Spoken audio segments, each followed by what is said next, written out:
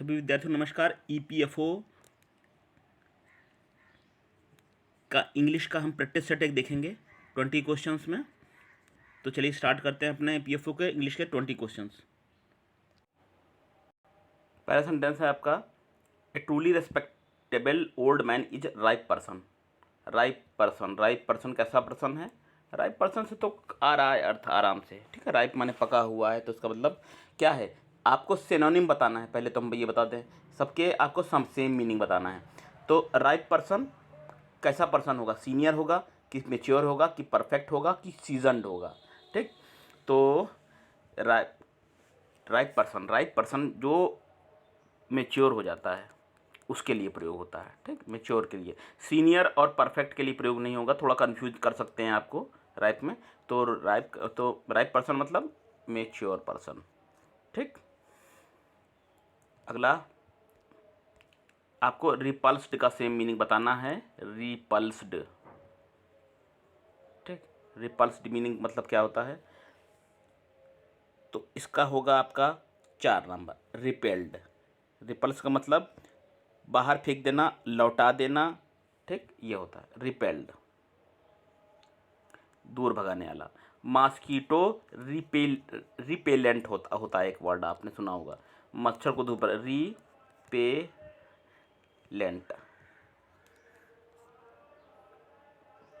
Double P है, REPPELENT। Repellent मतलब बाहर भगाने वाला, ठीक। मॉस्किटो रिपेलेंट आप देखेंगे लिखा रहता है उन धूप बत्तियों अगरबत्तियों पे। मॉस्किटो रिपेलेंट मतलब बाहर भगाने वाला। रिपेल माने बाहर फेंकना, ठीक। तो वही अर्थ है आपका क्या? रिपल्स्ड का, बाहर फेंकना, दूर हटाना, ठीक है, दूर करना, ये है अर्थ। तो रिपेल इसका क्या है?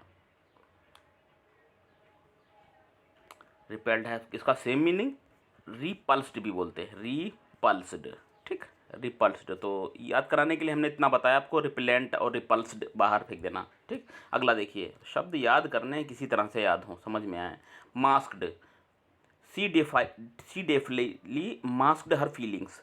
मास्क, मास्क से पता चल रहा है कोई चीज़ छुपा लेना, ये भी इजी लग रहा है। कोई चीज़ मास्क लगा लेना मतलब छुपा लेना, मास्क्ड, ठीक। तो अब क्या कैसे होगा? हेड हो जाएगा, 1 नंबर ऑप्शन आएगा सही, हेड। मास्क कर लिया उसने, छुपा लिया। तो चलिए अगला क्या है? वेंडर्स, वेंडर्स तो इजी है, वेंडर माने बेचने वाले, ठीक। One who engage in selling, easy है, तो कुछ सामान बेचने वाले वेंडर कहलाते हैं। तो चलिए एक बार फिर देख लें। राइप का मतलब हो जाएगा मेच्योर,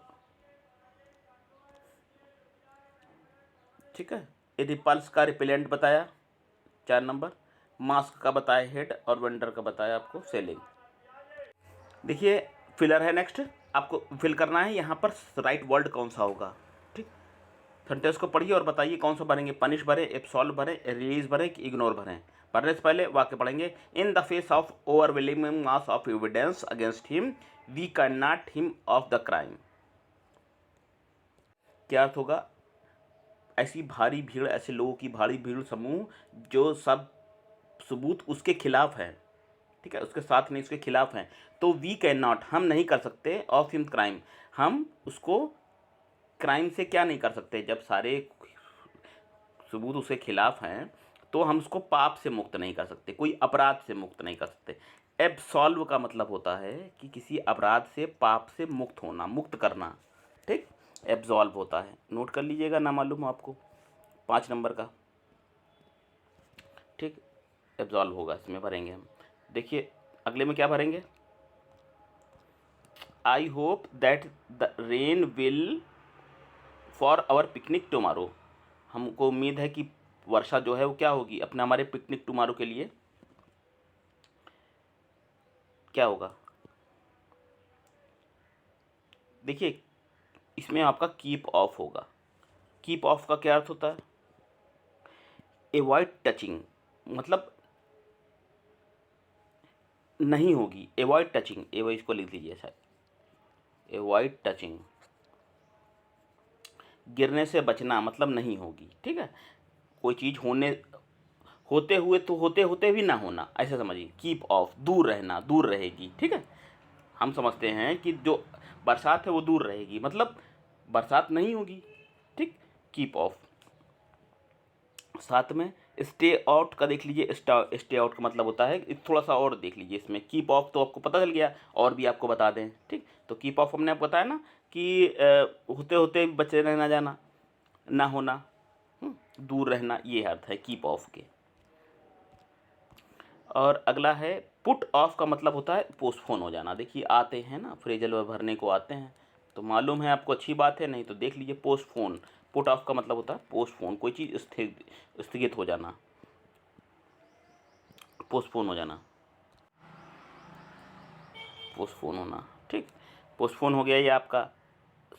स्टे आउट का बता ही दिया आपको। सेट बैक का दे दिए, delay the success. Set back का मतलब सफलता होने में देर होना, ठीक। तो चलिए हमने आपको बता दिया आपका। चलिए आगे आगे देखेंगे हम। अगला 7 नंबर का, after the marathon some of the competitors felt completely, मतलब मैराथन के बाद कुछ प्रतियोगियों ने महसूस किया, कैसा मत महसूस किया, कट अप महसूस किया, डन इन महसूस किया, डन आउट महसूस किया, कि रन आउट। पूरी उम्मीद है फ्रेजल वर्ब आपको भरने को मिलेंगे, ठीक। फ्रेजल वर्ब आएगा तो फ्रेजल वर्ब स्पेशली तैयारी कर लीजिए।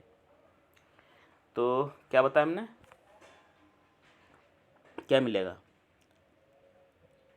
क्या भरा जाएगा यहाँ पर। इसमें हम भरेंगे number 2 done in. Done in भरेंगे। डन इन क्यों भरेंगे, डन इन का अर्थ होता है एग्जॉस्टेड, एक्सट्रीमली टायर्ड। नोट कर लीजिएगा, डन इन बराबर एक्सट्रीमली टायर्ड, एक्सट्रीमली टायर्ड, ठीक है, बहुत अधिक थका हुआ, ठीक। एग्जॉस्टेड, इसको क्या बोलेंगे, EXHAUSTED, एग्जॉस्टेड। अत्यधिक थका हुआ को बोलेंगे हम क्या, डन इन। चलिए ये भी डन इन तो हमने आपको बता दिया। डन आउट भी आपको बताया, डन आउट भी बता देते हैं। डन आउट, डन आउट का मतलब होता है कोई चीज़ बहुत ज़्यादा साफ़ सुथरी हो, ठीक है, क्लीन एंड टाइडी हो, क्लीन हो, साफ़ सुथरी हो, तो उसके लिए आता है क्लीन एंड टाइडी, है ना, नीट एंड क्लीन, ये चीज़ है डन इन, क्लीन। और अगला आपको हम बताएं रन आउट। रन आउट का मतलब होता है कोई चीज़ स्टॉक में रहना, ना रहना, ख़त्म हो जाना, ठीक है। This thing is running out, मतलब स्टॉक में, माल में, भंडार में वो चीज़ नहीं है, ठीक। अगला एक और बता दें आपको, कट अप भी बता दें।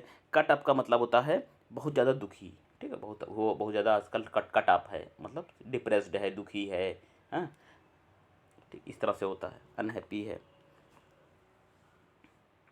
एक और फिलर भरना है आपको, ये स्कार्सली स्पेस है, the teacher enter the class when the he heard the noise. क्या भरेंगे, डेड भरें, हैज भरें, हैड भरें, विल हैव भरें। देखिए ये इसको नोट कर लीजिए। मालूम होती है कोई भी चीज़ आपको तो बहुत अच्छी बात है, नहीं है मालूम है तो ज़रूर नोट कर लीजिए।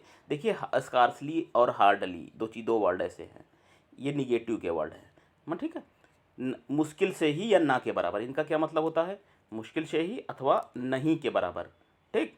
तो इनके बाद क्या प्रयोग होता है, इनके बाद प्रयोग होता है हैड, ठीक, अथवा हेल्पिंग वर्ब वो यूज़ होगी, ठीक, जो टेंस में के अनुसार प्रयोग की जाती है, ठीक। जैसे हार्डली, अब इसमें है हार्डली हाइड होगा, जैसे ही वो कमरे में प्रवेश करा, अब इसमें हाइड थर्ड फॉर्म होगा, जैसे उसने भूतकाल की 2 घटनाएं हैं इसमें, जब ऐसा कंडीशन हो, जब पास्ट में ही 2 घटनाएं हो, एक पहले हो और बाद में हो, तो पहला लगेगा हाइड प्लस थर्ड फॉर्म में, तो हार्डली हाइड आएगी। क्या बताया हमने, हार्डली और स्केर्सली के बाद आप हाइड थर्ड फॉर्म लगाएंगे, और यदि ये सबसे पहले आ जाते हैं, ये भी नोट कर लीजिए, हार्डली और स्कैर्सली यदि सबसे पहले आ जाते हैं तो इनके तुरंत बाद आप सहायक क्रिया लगाएंगे, ठीक। अब इसमें लगेगा क्या, हार्डली हैड होगा, ठीक। हैड क्यों होगा, हैड इसलिए होगा कि भूतकाल की 2 घटनाएं हैं और हैड प्लस थर्ड फॉर्म प्रयोग हुआ है। चलिए देखेंगे कुछ अपोजिट वर्ड देखेंगे, अपोजिट नेव, इसका बताएंगे, अपोजिट बताना है, पूरा वाक्य भी पढ़ सकते हैं आप, एंटोनिम बताना है। जो व्यक्ति नेव हो, मतलब कि इनएक्सपीरियंस्ड है, इसको अनुभव नहीं है किसी चीज़ का, ठीक, उसके लिए प्रयोग होता है, इसका मतलब हो जाएगा वाइस। इसका अपोजिट जो होगा वाइस होगा। नेव का मतलब कई चीज़ें होती है ना, जैसे होता है आर्ट, जिसमें कोई कला नहीं है, जो किसी चीज़ में पारंगत नहीं है, जो इनएक्सपीरियंस्ड है, जो नौसिखिया है, कई अर्थ होते हैं नेव के, ठीक है, NAIVE है। नौसिखिया जो होता है, इनएक्सपीरियंस होता है, हाँ, अनस्किल्ड होता है, गाइडलेस होता है, ये होता है नेव का अर्थ। तो इसका अपोजिट हो जाएगा वाइस। अच्छा, एक अगला क्या है, सूटेबल तो मालूम ही होगा, उपयुक्त। तो उपयुक्त का क्या होगा, suitable. It is only treatment suitable for cancer, suitable है उपयुक्त, तो इसका क्या होगा अपोजिट, इसका होगा अप इनसफिशियंट होगा, ऑप्शन नंबर ए, इनसफिशियंट, ठीक। अच्छा, criticism, some of the criticism, criticism मतलब कि आलोचनाएं, तो इसका क्या होगा, आलोचनाएं का अपोजिट प्रशंसाएं, प्रशंसा एप्रिसिएशन होगा, नंबर 3 होगा आपका, ठीक। इजी है, आ रहे हैं इजी है। इंटोनिम एंक्शस जो इस सेट में है इजी है। एंक्शस मतलब होता है बहुत ज़्यादा चिंतित, बहुत ज़्यादा परेशान, ठीक है, किसी चीज बात को लेकर होना, तो एंक्शस होना, ठीक। तो इसका क्या होगा अपोजिट, इसका अपोजिट होगा कब, कंपोज्ड माने होता है शांत, सेरेन माने शांत, काम माने शांत, ठीक। तो बहुत कंपोज्ड है, इसका मतलब बहुत शांत है। ऑप्शन नंबर 2 सही है आपका।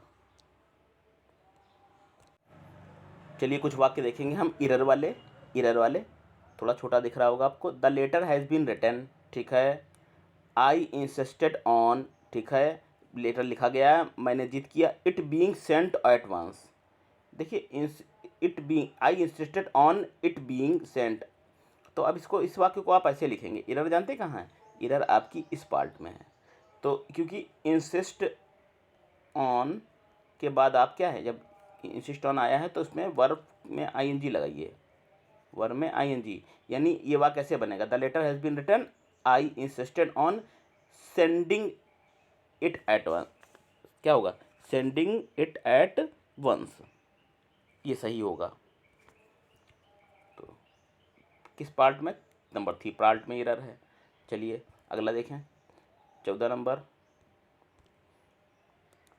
I am tired of my boys set the mother, both of them keep quarrelling all the time, ठीक है, मैं परेशान हो गई हूँ क्योंकि ये लोग आपस में हमेशा लड़ते रहते हैं। कहाँ पर गलती है, कहाँ पर है, देखिए इसमें यहाँ पर गलती है, ऑल द टाइम के बाद भी वाक्य है, देखिए, right now also they are quarrelling with each other, यहाँ पर ईच अदर आना चाहिए, वन अदर दिया है ना, वहाँ पर ईच अदर, मतलब मैं अपने बच्चों से परेशान हो गई हूँ। I am tired of my boys, set the mother, mother ने कहा, बोथ ऑफ देम, दोनों लड़ते रहते हैं आपस में हमेशा, क्या, वन अदर लिखा है ना, वन अदर, तो दो लोग के लिए आया है, दो लोग के लिए क्या होगा प्रयोग, ईच अदर होगा। क्या कहा, ईच अदर का प्रयोग दो लोगों के लिए होगा, ठीक।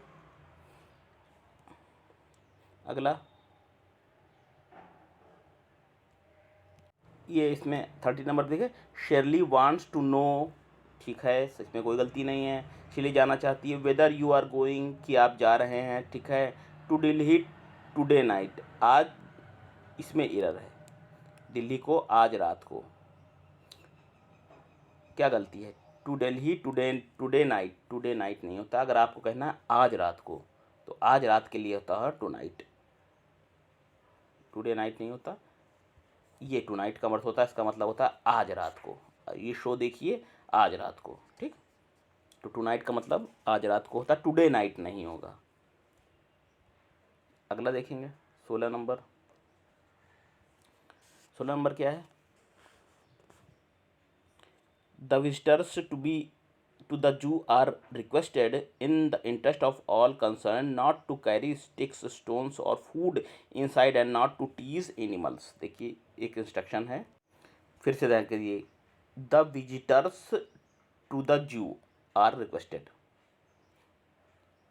विजिटर्स इसमें लिखा है ना, ये लिखा है एपोस्ट्रॉफी करके, देखिए गलती इसी में है, फर्स्ट पार्ट में ही है, विजिटर लिखा है ना, तो विजिटर को हो जाएगा, अब एपोस्ट्रॉफी लगा देंगे आप तो विजिटर्स हो जाएगा, विजिटर को, आगंतुकों को, तो ये इसका होना चाहिए, एक्चुअली ये होना चाहिए, विजिटर्स टू द जू, जो आते हैं चिड़ियाघर में या आगंतुक उनके लिए, विजिटर्स ऐसे होना चाहिए। ठीक, visitors to the zoo are requested, visitors zoo को उनसे प्रार्थना की जाती है। तो ये होना, ये अपॉस्ट्रोफी एस नहीं लगेगा, क्या आएगा, visitors to the zoo are requested, उनसे रिक्वेस्ट की जाती है।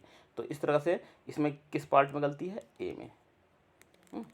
और देखिए कुछ चीज़ें जरूर आएंगी ईपीएफओ में। कौन सी चीज़ हमने बताई, हमने बताया आपको, देखिए सिनोनिम, एंटोनी, सिनोनिम, एंटोनिम, और आपको ये जो है ना फ्रेजल वर्ब और आपकी ईडियम फ्रेज, ये सब तो, ये दो चीज़ तैयार कर लीजिएगा। ठीक, ये सब चीज़ें तो ये तो देने ही हैं, दो चार क्वेश्चन। ठीक, बाकी चलिए इसको देखिए क्या है, फॉलो सूट का क्या अर्थ होगा, 4 इसमें दिए हुए हैं। फॉलो सूट का अर्थ 17 नंबर वाला क्वेश्चन। फॉलो सूट का मतलब होता है doing the same as someone else has just done. Follow suit का मतलब वही करना जो अभी लोगों ने तुरंत ही किया है। क्या, 3 नंबर ऑप्शन सही आ जाएगा आपका। क्या, वही चीज़ करना जो लोगों ने अभी किया है, इसको कहेंगे फॉलो सूट। नोट करिए, फॉलो सूट क्या, वो करना जो अभी लोगों ने किया। क्लोज सेव का मतलब बाल बाल बचना। ठीक, एट द क्रॉस रोड्स और ए पर्ल ऑफ विजडम अभी बताएंगे। Close shave, narrow escape. ठीक, नैरो स्केप, बाल बाल बाल बाल बचते बच जाना, हाँ, वरना बाल बाल भी ना बचता। ठीक, इजी स्केप हो जाएगा 4 नंबर, इजी स्केप। अगला, at the cross roads, at the cross roads क्या होगा, तो ये होगा आपका at the important point of a decision, decision के इम्पॉर्टेंट पॉइंट तक। ठीक, तो इसको क्या कहते हैं, एट द क्रॉस रोड्स। एक नंबर ऑप्शन सही है आपका, at important points of decision. ठीक है, a pearl of wisdom, a pearl of wisdom number 4 होगा इसका। N important piece of advice, कोई भी महत्वपूर्ण सलाह को कहेंगे an important piece of advice, a pearl of wisdom, 4 number option. ठीक, चलिए फिर से देखेंगे इसको। फॉलो सूट का मतलब जो वो काम करना जो अभी जस्ट किया गया है। क्लोज सेव, बाल बाल बचना। At the cross roads, important point किसी निर्णय का। A pearl of decision, in important piece of important सलाह। चलिए सलाह। चलिए विद्यार्थियों, हमने आपको ईपीएफओ को क्वेश्चन दिए, फिर से हम और भी क्लास देंगे। तब तक के लिए हमारे चैनल पे बने रहिए। नमस्कार, और सलाह सुझाव जरूर दीजिएगा। ठीक।